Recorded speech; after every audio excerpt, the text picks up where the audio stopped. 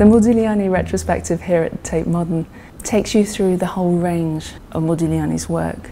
And when we go into the exhibition, we see paintings, we see sculpture, we see drawings by one of the most important artists of the 20th century. And yet, through the virtual reality, we start to get a real sense of environment. Part of the Modigliani exhibition will be a virtual reality experience where they're recreating Modigliani's studio from 1919. You get that kind of gut feeling understanding that you don't necessarily get from reading about it or just looking at it in sort of 2D pictures. Understanding art is about understanding the painter and the paintings and also the kind of historical and social context. And the opportunity we have with virtual reality and for this experience has been to try and deliver that in a very short experience that gets you really closer to those details. It's amazing how many different departments at Tate it's touched on. So it's been collaboration across the organisation and also with Preloaded and with HTC.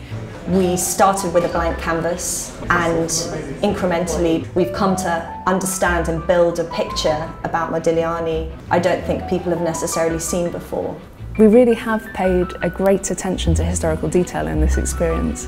Whether that's from our researcher in Paris, Vincent Gilles, looking at what a stove should look like at that moment, to our co-curator in Milan, Simonetta Fratelli, looking at new Italian texts and bringing that material in. Everything you see in the experience, everything that you kind of like interact with, everything that, you know, from the light coming through the whitewashed windows through to the, the sardine tins to the colours of the palette are all completely kind of accurate. The space itself as a studio was never actually visited by anyone alive today. Working with the VR team has been an incredible experience for me because I've been very impressed with the way that they can take something that's 100 years old and then recreate it in a 21st century virtual setting.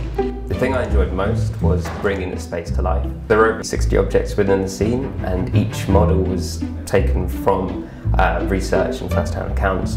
The technical research also enabled us to inform the markings on the canvas itself, to be able to inform the brush strokes and how you see that and how the light actually reflects on the surface of the model. We have done an X-ray of the canvas and the stretcher. We've also looked at it in infrared, and then conservation scientist Joyce Townsend has done analysis of pigments and media to work out exactly what he used.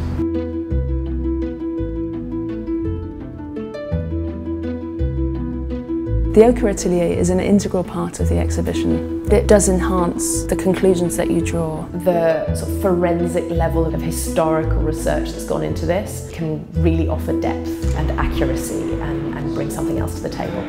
This has been something really new for us, and it's been exciting to push those boundaries.